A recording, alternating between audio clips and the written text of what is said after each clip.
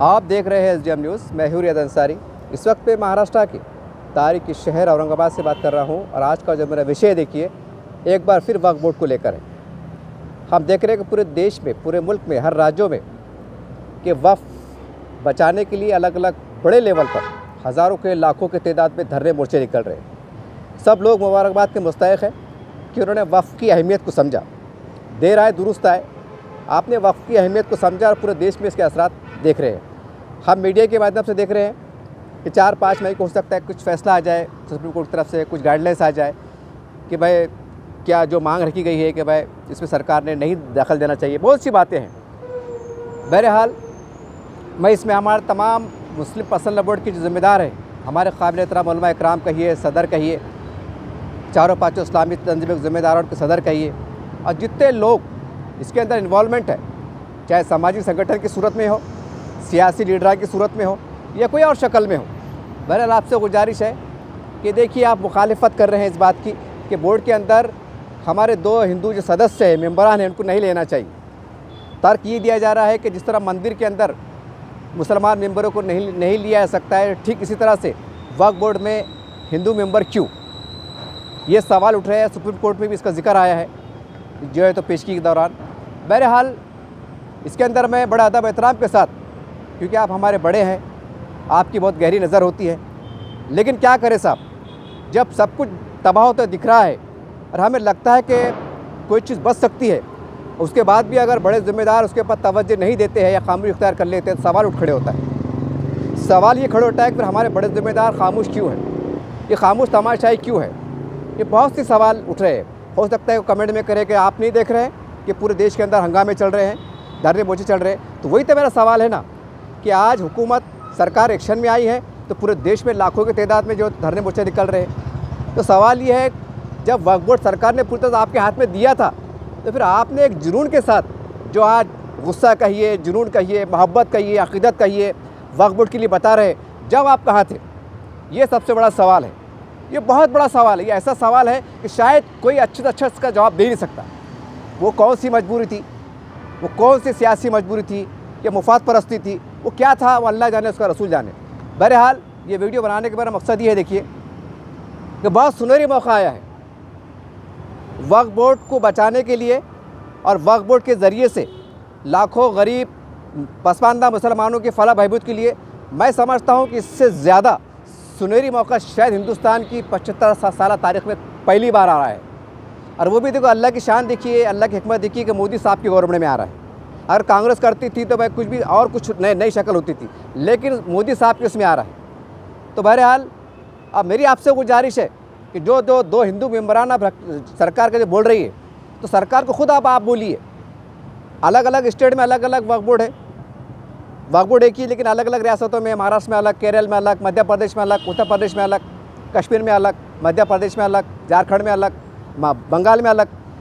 तो सरकार से मुतालबा कीजिए कि स्टेट लेवल के ऊपर ये वक्फ बोर्ड के अंदर 2 रिटायर्ड जज और एक सिटिंग जज को नियुक्त कीजिए। और वक्फ का जो मीटिंग होती है हर 6 महीने में, 2 महीने में, तो उसके अंदर ये रिटायर्ड जज हजरात मौजूद रहे, उनको पावर भी दिए जाए या अगर कोई मीटिंग में अगर कोई गैर कानूनी या गैर कुछ बात पेश हो रही है तो ये 2 सदस्य ऐसे रहना कि अगर इन्होंने वीटो कर दिया तो वो डायरेक्ट वो फाइल कैंसिल होना, इतना पावर रहना। ये नहीं कि भाई हम 18 मेंबर वक्फ बोर्ड के हैं, 2 जज साहब बैठे हुए, इन्होंने कैंसिल करे तो भैया ऐसा कैसा। क्योंकि जज साहब जो फैसला करेंगे तो कानून की रूह से करेंगे। ये मंशा वक्फ से हो रहा क्या, कानूनी तरीके से हो रहा क्या, जो प्रॉपर्टी मतलब दे रहे, किराए से दे रहे, उसका आज के हिसाब से रेंट सही है क्या है, तो किस तरह से है, वो क्या है क्या नहीं है, ये पूरी जांच जो है तो जो मीटिंग होंगी तो इसका अलग से मसूदा जो है तो 2 रिटायर्ड जज की जिम्मेदारी रहेगी कि उसकी स्टडी करे, उसको जांचे कि इसमें क्या कमी है, क्या पेशी है और क्या होना चाहिए और क्या नहीं होना चाहिए। इसके ऊपर अगर मान लीजिए थोड़ी देर के वास्ते कि भाई आप 2 जज की इससे मुतमईन नहीं है, तो जो एक सिटिंग जज है, जो कम से कम 10 साल के वास्ते महाराष्ट्र सरकार जो है तो उनको अलग से एक ऑफिस बना के दे कि वक्फ बोर्ड का कोई मुद्दा अगर आपके पास आता है 10 साल में इसलिए बोल रहा हूँ ताकि बार जज बदली होंगे तो उनको समझ में नहीं आएगा मैटर क्या है। 10 साल का कम से कम एक उसको मियाद रहना चाहिए।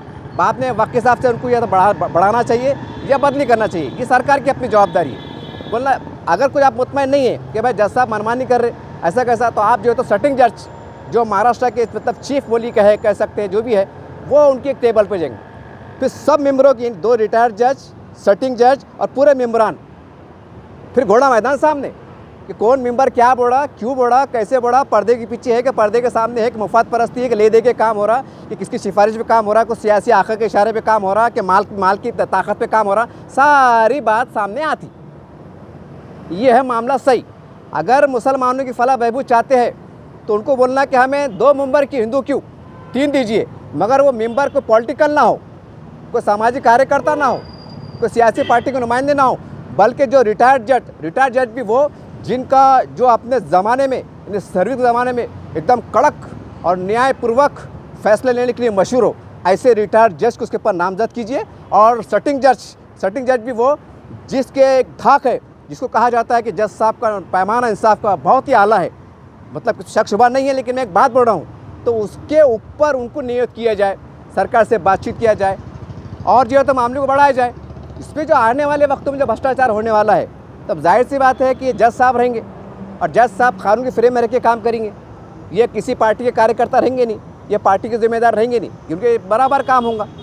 तो इसमें क्या होगा कि जो मुसलमानों के जो मेम्बरान हैं, जिन्होंने अब तक जो तो बड़े पैमाने पे जो भ्रष्टाचार हुआ, ले दे के बातें हुई, जो भी हो अखबारात के अंदर मौजूद है, मीडिया में मौजूद है, आपको तमाम तफसीलात में बताना मकसद नहीं है, तो कम से कम ये एक लगाम कसने का काम करेंगे। जो मनमानी चल रही है कि भर अब्दुल्ला गुड़ थैली में और बस गुड़ भरते जा रहे, गुड़ ऐसे भर रहे कि वो गुड़ के थैले भरे जा रहे और थैलों के टरका भरे जा रहे। ये 35-40 साल में ही चला करके तो मुसलमानों की झोली में कुछ नहीं आया।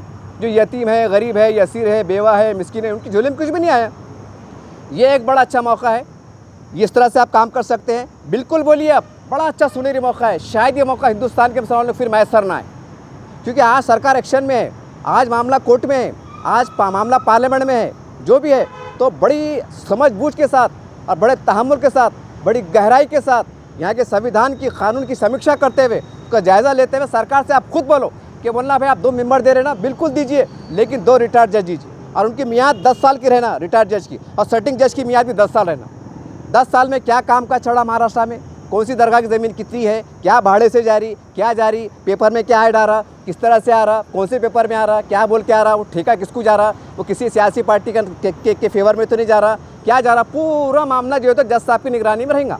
और उसके अंदर ये भी ऑप्शन रख देना कि भाई किसको भ्रष्टाचार की अगर कुछ खुफिया रिपोर्ट मिलती है या कुछ समझ में आता है, तो वो बंदा जो है तो ये जो 2 जज साहब का जो रहता, महीने में एक बार जो जज साहब हेड ऑफिस से बैठेंगे, कोई एक दिन मुकर्रर रहेगा, उन्होंने गुप्तचर विभाग से जो तो तमाम तफसीलात, अगर आप नहीं चाहते कि हमारा नाम सामने आए, तमाम तफसीलात बता देना कि भाई जालना है, औरंगाबाद है, नांदेड़ है, यहाँ साहब ज़मीन है, यहाँ का लफड़ा ऐसा है, यहाँ का मामला ऐसा है, पूरा गैजेट साहब जो तो जज साहब के टेबल पर लिया के खामोशी में दे देना।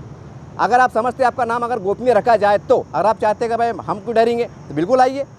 और वो उसके ऊपर जज साहब जो है तो मेम्बर सवाल कर कि भाई आप तो बड़ी शान से बड़े हम वक्फ बोर्ड मेंबर है, तो फिर ये लफड़े क्या है, आप जब वक्फ बोर्ड मेंबर है तो ये मामले चल रहे क्या, ये आपके ध्यान में आ रहा क्यों नहीं? जब बाहर के लोग हमको आके इन्फॉर्मेशन दे रहे हैं कि साहब भ्रष्टाचार चढ़ा, तो फिर आप क्या कर रहे हैं? जज साहब उनका कानूनी तरीके से फिर शिकंजा कर सकते हैं, नकल कर सकते हैं। ये सबसे अच्छा और बेहतरीन वक्फ बोर्ड को बचाने का, वक्फ बोर्ड को तबाही बचाने का सबसे बेहतरीन, मैं समझता हूँ उससे नायाब रास्ता हो ही नहीं सकता। ये नंबर 1 मेरी आपसे अपील है, या गुजारिश है, या नाक़िस का एक मशवरा है। दूसरी बात ये है कि अब यहाँ से अब जब बदलाव हो रहा है, तब बदलाव पूरा बदलाव करो ना भाई, पूरा बदलाव लो, अधूरा बदलाव कहीं को। अब यहाँ से एक मोनोपोली अपनाओ, एक बड़ा सर्कल दायरा बढ़ाओ, ये मंच है वह, और ये छोटा दायरा कुएं का मेंढक, वो मेंढक बॉडी से आ रहा ही नहीं, और बॉडी को वो जो है तो समंदर समझ रहा। अब तक ये चला, तो अब ज़रा बॉडी के मेंढक को बाहर निकालो, अब वो समंदर में फेंको, बोलना भैया ये समंदर, ये है तेरी दुनिया, यही ट्या मत कर। तो बोलने का मतलब क्या है कि वक्फ की ज़मीनात का जो है ना, अब एक तरह से बड़े लेवल पे बिजनेस कारोबार में हम कैसा कर सकते हैं। हम देखते हैं सरकार जो है तो माइनॉरिटी के नाम पर कभी 100 करोड़, कभी 200 करोड़, 500 करोड़ देती है, जो भी उनका मतलब फला भविष्य देती है। तो सरकार की ये बोलिए कि साहब आप पैसे आप दे रहे हैं ना माइनॉरिटी के नाम पे, लेकिन कितने आ रहे हैं, कितने जा रहे हैं, किसको मिल रहे, सबको मालूम है, उसमें क्या चलता, आपको सबको मालूम है। माहिती अधिकार से आप पूछ सकते हैं, सरकार से मालूमात ले सकते हैं आप, कोई ऐसी बात नहीं है, कोई बदगुमानी की बात नहीं है। अब सर एग्जाम्पल मैं दे रहा, अब औरंगाबाद में फ़र्ज़ करो कोई ऐसी ज़मीन है, इसमें कोई शक नहीं है, आप इंक्वायरी कर सकते हैं। अब आपको लगता है यहाँ पेट्रोल पंप डाल सकते, या बड़ा कोई होटल का डाल सकते, बड़ी बिल्डिंग बना सकते, किराए से दे सकते, या रोड के ऊपर हमारे पास 100 दुकानें या कम से कम 300 दुकान निकल सकती, तो सरकार को बोले भाई जो फंड तो माइनॉरिटी डेवलपमेंट के लिए दे रहे, तो हमको वो फंड जो है तो यहाँ पर दो, क्योंकि आप जो फंड देते तो वापस नहीं लेते आप जो है तो देते रहते। तो सरकार को बोलिए कि वो फंड हम इस्तेमाल करते, वो फंड से जो है तो हमारी कुछ इमारतें तामीर होंगी, बड़े बड़े मॉल होंगे, पेट्रोल पंप कायम होंगे, बड़े बड़े जो भी बनेंगे, तो उससे जो मुनाफा आएगा उससे मुनाफे के अंदर जो है तो हम आपकी निगरानी में, जज साहब की निगरानी में फिर हम तय करेंगे। जब ये साल से एग्जाम्पल ये औरंगाबाद की वक्फ बोर्ड की ज़मीन से, औरंगाबाद की जितनी वक्फ बोर्ड की ज़मीन आते, औरंगाबाद की ज़मीन से साल भर के अंदर मुनाफा सब जाजू के पेमेंट मतलब कर्मचारियों की उसकी 1 करोड़ रुपये बचा। एग्जाम्पल बता रहा मैं आपको। अब 1 करोड़ के अंदर आप सहमति से तय करना कि अब 1 करोड़ का मुनाफा हम यूटिलाइज कैसे करेंगे, तो बस तय करो। जैसा 20 मेंबर है वक्फ बोर्ड के कि साहब हम ये चाहते हैं कि 100 करोड़ में से 25 करोड़ कम से कम गरीब मुसलमानों की इज्तिमाई जो गरीब बच्चियाँ हैं उनकी शादी में लगाया जाए, 25 लाख। अब बचे 75 लाख। अब 75 लाख का क्या करना भाई, तो भाई जायज़ा लो कि भाई साहब हमारे औरंगाबाद ज़िले के अंदर कई गरीब बच्चे ऐसे होनहार बच्चे जो डॉक्टरी कुछ पढ़ना चाहते हैं, तो 25 लाख जो है तो आला तालीम में जो है तो दिया जाए। बचे 50 लाख। अब 50 लाख के अंदर जो बेवा कितनी है चाहे जो भी है मतलब जिनका पूरा क्लियर टाइटल में है तो उनको वजीफ़ा जारी किया जाए, 25 लाख। अब बचे और 25 लाख। अब 25 लाख के अंदर जो है तो कुछ ऐसे फ़ंड रखा जाए कि मान लीजिए मैं एग्जांपल दे रहा, जैसा मैं चलाता रिक्शा ड्राइवर, या मैं मट्टी काम को जाता, या मैं भाजी पाला बेचता, या मैं हमाल काम करता, अचानक हादसे में मेरी मौत हो जाती या कुछ हुआ था, मेरे घर किराए का है, तो ऐसी सूरत में मतलब मेरी जो बीवी है उन्हें आधार कार्ड के साथ वक्फ बोर्ड में दरख्वास्त देना कि साहब अचानक मेरी शेवर का इंतकाल हो गया, आज मैं रोड पे हूँ, आज मेरा कोई वाली नहीं है। तो ऐसे हालत में ऐसे तमाम जो परेशान कुन जो है मजलूम तबका उनको जो है तो सिचुएशन देख के उनको आर्जी मतलब 50,000 1 लाख की राशि देना चाहिए कि भाई ठीक है आपके हमने इंक्वायरी करे, पुलिस की इंक्वायरी ये जारी करी कि आपको सही है, आपके घर किराया का 2-3 बच्चे खाने वाले, ये आपको हम जो है इंसानियत देते वक्फ बोर्ड आपको जो है 1 लाख रुपये की राशि आपको बतौर इमदाद मदद देता है, कर्ज नहीं मदद देता है। पर ऐसे का रिकॉर्ड जमा करो, फिर उनको जो तो घर देने का भी काम करो। माड़ा स्कीम। अब इसके अंदर जो तो दिमाग लड़ाओ कि भाई आमदनी से ज़मीन खरीदो, ये मत बोलो कि वक्फ की ज़मीन है उतनी छे। अरे यहाँ पर लोग एक कर्मचारी रहता, उन्हें पूरी सर्विस के दौरान जो है तो 4 प्लाट ले लेता, 4 घर बना लेता, अब फिर बैठ के जो है तो 50,000 पेंशन भी आती, फिर 70,000 किराया भी आता। अरे एक मामूली सा कर्मचारी उसका माइंड इतना सड़ रहता कि वो इतना अपने आप को डेवलप कर लेता, और तुम्हारे पास हज़ारों एकड़ ज़मीन होकर तुम्हारा दिमाग काम नहीं कर रहा, और फिर भी रोड हम मुसलमान हैं, हम कौम के हमदर्द है और कौम के मसीहा है, हम रोड जाम कर देंगे, हिंदुस्तान जाम कर देंगे, कानून कायदे सब तुमको मालूम, सब तुम्हारे हाथ में दिए, काय को जाम कर रहे और काय को चाले कर रहे।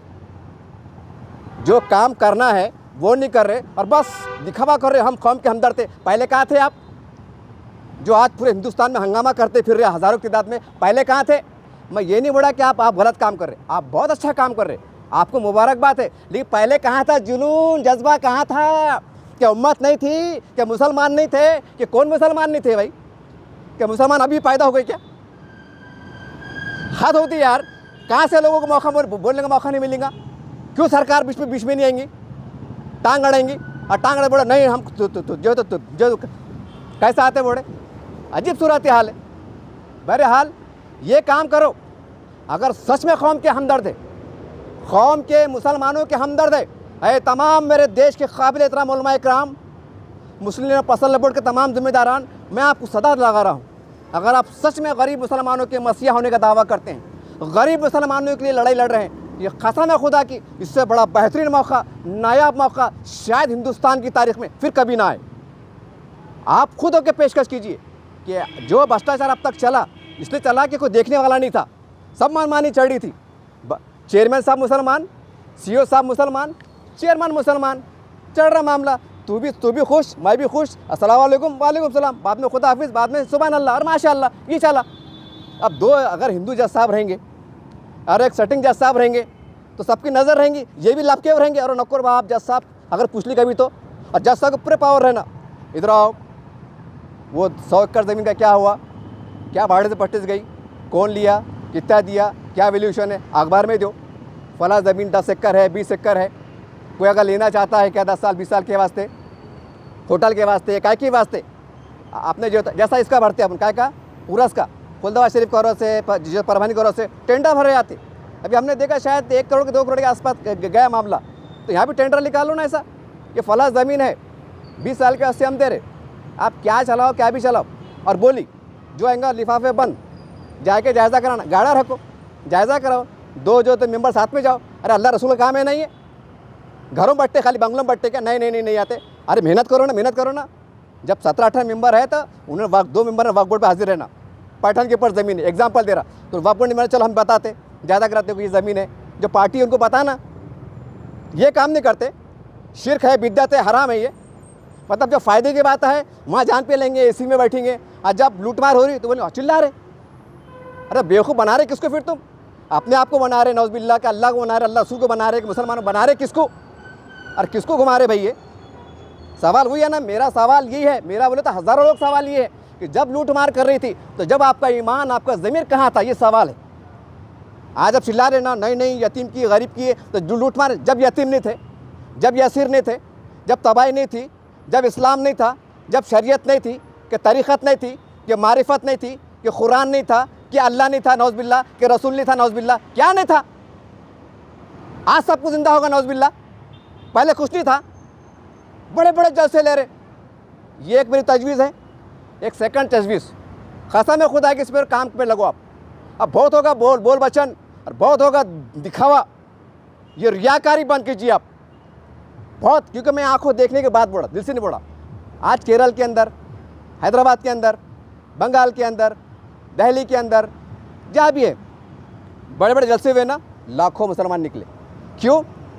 अगर उलमा अगर फतवा जारी करे या अगर मशवरा जारी करे, ऐलान जारी करे, एक थोड़ी देर के ऐसे एग्जांपल दे बता रहा, हर मस्जिद में, चाहे छोटी हो, बड़ी हो, खेड़े की हो, पहाड़ी की हो, शहर की हो, सिटी की हो, बम्बई की हो, कलकत्ता की हो, हैदराबाद की हो, कहीं की भी हो, कि ये कि हम जैसा महाराष्ट्र स्टेट है, महाराष्ट्र स्टेट का अकाउंट बनाओ, एक अकाउंट नंबर करो, उसका QR कोड लगाओ कि जो भी मुसलमान आ रहा, भैया 5 टाइम नमाज को आ रहा, ईद को आ रहा, बकरीद को आ रहा, जुमे को आ रहा, शब कदर को आ रहा, मेराज को आ रहा, बारात को आ रहा, कहीं को भी आ रहा, QR कोड पे आना, अपने मरूम की तरफ से, अपनी तरफ से एक मतलब 10 रुपये से लेके 100 रुपये, 100 रुपये लेके 1000 रुपये लेना, खट करके डाल देना, और वो एक अकाउंट पर जाना। महाराष्ट्र का एक ही अकाउंट है नंबर, वो पैसा जो है तो वक्फ बोर्ड की निगरानी में, महाराष्ट्र सरकार की निगरानी में और जज साहब की निगरानी में रहना कि भाई ये साल में कितना पैसा जमा हुआ चंदे की शक्ल में, साल भर में, उसमें रमज़ान भी आती, बकरीद भी आती, सब आता, बाराफात भी आती, सब आता। तो मालूम पड़ा कि भाई ये साल भर के अंदर महाराष्ट्र के अंदर 5 करोड़ रुपए जमा हुए साल के अंदर। ठीक है, अब ज़मीन तो अपनी फुकट की पड़ी हुई है, फुकट की है ना, अब दिमाग लड़ाओ, 5 करोड़ अपने पास है, ये सदक़े के, खैरात के, ज़कात के, इमदाद के आए। अब क्या करना? अब इसके अंदर जो है तो बड़े बड़े शॉपिंग मॉल बनाओ, बड़े बड़े 6-7-10 माले की बिल्डिंग बनाओ, सरकार से मशवरा करो, परमिशन लो और खुरानंदाजी करो। जो यतीम गरीब है इनको किराए से दो, 1000 रुपये महीना किराया। अरे भाई 10 एकड़ ज़मीन आज क्या, 10 एकड़ की ज़मीन भाड़ा कितना आ रहा? साबिक़ा में जो ज़मीन गई 50 एकड़ 30 एकड़ का भाड़ा क्या था? जब तुम उनको दे सकते, धन्ना सेठ को दे सकते, मुन्ना सेठ को दे सकते, तुम गरीब मुसलमानों के नाम पे क्यों नहीं दे सकते? 10 एकड़ ज़मीन पे जो बिल्डिंग बनी हुई है, एग्जाम्पल बता रहा, 2000 घर तामीर हुए और 1000 रुपये महीना भाड़ा, और वो भाड़ा जो तो वक्फ बोर्ड को जाना, ज़मीन भी वक्फ बोर्ड की, बिल्डिंग भी वक्फ बोर्ड की, और ये जो पैसा चंदा खैरात से आया तो गरीब मुसलमानों को फ़ायदा हो गया। कर सकते हैं ना ऐसा? जब तुम लाखों लोग मुसलमानों को रोड पर उतार सकते, अब ये मुसलमानों को एकदम कुछ आंग में शैतान थोड़ी आ गया नौज़बिल्लाह, बिल्ला थोड़ी गया होगा कि नहीं मैं खुदा, मैं जा रहा हूँ, मैं वक्फ बोर्ड जा रहा, कि वक्फ बोर्ड ख्वाब में आ गया, कि वक्फ बोर्ड का जिन इनके ख्वाब में आ गया। नहीं, एक मुनज़्ज़म तरीके से काम हो रहा।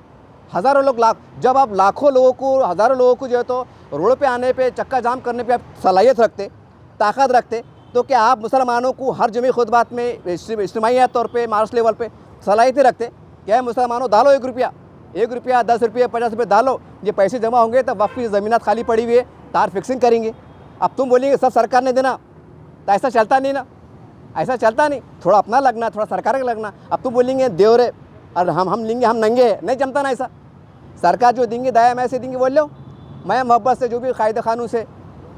अब ये जो ज़कात के, खैरात के जो पैसे होंगे तो भाई इसके अंदर जैसा फ़र्ज़ करो 1 करोड़ रुपये, 1 करोड़ जमा हो गया। अब औरंगाबाद में जो है तो मालूम पड़ा कि भाई ये वक्फ की ज़मीन में कीमती है, लेकिन उसकी तार फिक्सिंग नहीं है, 25-20 लाख में तार फिक्सिंग हो जाती। वहाँ बड़ा बोर्ड लगाओ, गैजेट नंबर, ये नंबर, वो नंबर, सरकार हमारा सरकार लिख के लगाओ, फर्स्ट क्लास काम चलता, सुरक्षा भी होती। अब यहाँ नई पीढ़ी को ये नहीं मालूम कि वक्फ बोर्ड किसे कहते हैं, हमको खुद नहीं मालूम कि वक्फ, हमको अब मालूम पड़ा 2-5 साल में, हमको खुद नहीं मालूम था। ऐसा लगता वक्फ बोर्ड से हमारा कोई ताल्लुक़ ही नहीं, खाली कागज़ में दिख रहा, आँखों में दिख रहा वक्फ बोर्ड अपना है, जेब में अपना कुछ भी नहीं है। ये हाल चढ़ा। पहले सच में अगर आप कौम के हमदर्द हैं तो ये ज़मीनात से फ़ायदा कैसा हो सकता, जैसा मैंने आपको बताया ये पूरे हिंदुस्तान में महाराष्ट्र का QR कोड अलग, बंगाल का अलग, आंध्रा का अलग, केरल का अलग, कश्मीर का अलग, मध्य प्रदेश का अलग, बंगाल का अलग, मिज़ोरम का अलग, मणिपुर का अलग, गुजरात का अलग। एक स्टेट लेवल पे QR कोड जारी करो और एक उसका अकाउंट बनाओ और हर जुमे के अंदर पाबंदी से बोलो। ये मत बोलो कसम है खुदा की इतने पैसे जमा होंगे, इतने पैसे लाखों रुपए जमा होंगे और उसके अंदर ज़मीन की हिफाजत भी होती। पैसा अगर जमा कभी अल्हम्दुलिल्लाह गरीबों के घर बनते, कई बेवाओं की जो तो घर आबाद होते, किस्त में तो उससे शादियाँ होती, एजुकेशन के काम होते। ये है ओरिजिनल काम। नहीं खाली बचाना है और बाद में चोरा खा जा रहे। किसके बाप ने सिखाया ऐसी लड़ाई? जो साबिक़ा में हुआ ना उसकी बुनियाद पे बोला मैं। अरे भाई इतने सालों से नहीं हुआ तो आप हो सकता क्या?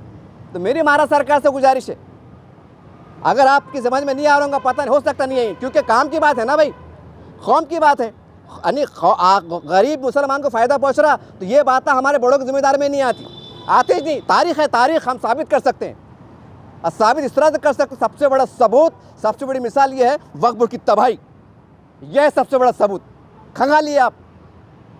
अगर ये आप लोग नहीं मानते ना तो मेरी मोदी सरकार से गुजारिश है, जो गुजारिश कि साहब अल्लाह आपसे बहुत बड़ा काम ले रहा है, तो ये जो मैंने तजवीज़ दिया तो आप अपने तरफ से फैसला करो कि हम जो 2 वक्फ बोर्ड के हिंदू मेंबर देने वाले थे, अब महाराष्ट्र सरकार की पॉलिसी बदली है। अब हम 2 रिटायर्ड जज देंगे, एक सिटिंग जज देंगे और निगरानी करेंगे कि वक्फ बोर्ड का कामकाज कैसा चढ़ा और एक अकाउंट डिक्लेयर करेंगे और वो मतलब कोर्ट की निगरानी में अकाउंट रहेगा, कोई शक शुबा ना हो। और उस पैनल के अंदर तमाम मसलक फ़िक्र, चाहे सुन्नी जमात हो, तबलीगी हो, जो भी हो, अहले हदीस, सबके उलमा इकराम की निगरानी में अंडरटेकिंग में मुझे तो वक्फ का फ़ंड जमा होगा और जो फ़ंड जमा होगा सालाना उसके ऊपर खोला जाएगा, कितने लाख जमा हुए उसके हिसाब से काम होगा। मोदी सरकार ने अगर कसम खुदा की काम कर ली, मोदी सरकार मैं आपसे गुजारिश कर रहा हूँ, पूरे हिंदुस्तान का 25 करोड़ मुसलमान आपके पीछे नजर आएंगे, आपकी जय जयकार करेंगे। लोग बोलेंगे जो हमारे बड़े मसीहा दावा करते तो उन्होंने काम नहीं किए और मोदी साहब ने काम कर दिए, आपकी जय जयकार करेंगे। कसम खुदा की इस पर काम कीजिए आप। 2 रिटायर्ड जज, एक सिटिंग जज को डाल दो। अगर ये डिमांड नहीं करे, अल्लाह ने अगर इनको हिदायत नहीं दिया, तो मैं आपसे गुजारिश करता हूँ कि ये 25 करोड़ मुसलमानों की मन की बात है। आप खाली पत्ता फेंक के देखिए, इतने भयानक असरात आएंगे कि सबकी हवा टाइट हो जाएंगी। जो भ्रष्टाचारी है, जो भ्रष्टाचार रखने चंद लोग हैं, ज़मीन माफिया है, इनकी हवा टाइट हो जाएंगी। बोलेंगे सरकार की निगरानी है। अब वह जो है तो जज साहब की निगरानी में कि कोई माए के लाल में इतनी हिम्मत नहीं रहेंगी कि लपट डुप्पी करे, फाइल नीचे पर कर दे दिला के काम कर ले। कोई माए के लाल में हिम्मत नहीं रहेंगी, क्योंकि सरकार की नज़र, कोर्ट की नज़र, और क्या चाहिए भाई। मुख्तसर में ये है कि वक्फ का फ़ायदा गरीब को पहुँचे, ये है। बहरहाल ये एक बहुत बड़ा अच्छा सुझाव है। अगर सच में अगर मुसलमानों के हमदर्द है तो ये काम कीजिए, बहुत बड़ा काम है। नंबर 1 फिर दोहरा देता हूँ कि 2 हिंदू जज की जगह, मतलब दो हिंदू मेंबर की जगह 2 रिटायर्ड जज और एक सिटिंग जज, नंबर 1। दूसरा जो है तो महाराष्ट्र हर स्टेट लेवल पे वक्फ बोर्ड का मतलब एक ऐसा अकाउंट खोला जाए कि जिसके अंदर ज़कात खैरात का पैसा जमा हो, 1 रुपया क्यों ना हो डालो, और सालाना उसका एडिट हो कि साल में कितने पैसे जमा हुए। साल में 2 करोड़ 3 करोड़ जमा होंगे माशाल्लाह, और उसके ऊपर मेहनत की जाए। जैसा घर घर जाके बोलते ना कि भाई दुनिया 2 दिन की है, या तबलीगी जमात माशाल्लाह अच्छा काम करती, बोलते दुनिया 2 दिन की है, 40-40 दिन निकालते, खर्चा करते, जान लगाते, माल लगाते। तो ऐसा दिमाग लड़ाओ और हर मस्जिद में हर नमाज की बात बोलना कि भाई ये QR कोड लगा हुआ है, बराए मेहरबानी आपसे गुजारिश है डालो, 1 रुपया 10 रुपये डालो, अल्हम्दुलिल्लाह पैसे जमा होते। बहरहाल आपसे गुजारिश है कि ये काम कीजिए, ये गरीबों के हक़ में है, फलाह बहबूद में। मैं उम्मीद करता हूँ कि हमारे तमाम बड़े जिम्मेदारान बड़ी गहराई के साथ इस नाचीज़ के मशवरे पर गौर फरमाएंगे। और मोदी सरकार से फिर आखिर में जाते गुजारिश है कि साहब आपने कदम बढ़ाया है ना, तो अधूरा मत बढ़ाइए, पूरा कर दीजिए, ताकि तारीख़ के अंदर ये लिखा जाए कि नरेंद्र मोदी भला ही कैसा वज़ीर आज़म था, लेकिन 25 करोड़ मुसलमानों के लिए जाते थे वो काम कर गया कि सुनील अल्फाज में आपका नाम आना चाहिए। जब उसके फ़ायदे रूनुमा होंगे, जब फ़ायदे ज़ाहिर होंगे, तो यकीन तौर से आपका नाम बड़े मोहब्बत के साथ, बड़े एहतराम के साथ लिया जाएंगे। अरे आप देखते रहिए FSDM न्यूज़ चैनल। जय हिंद, जय महाराष्ट्र।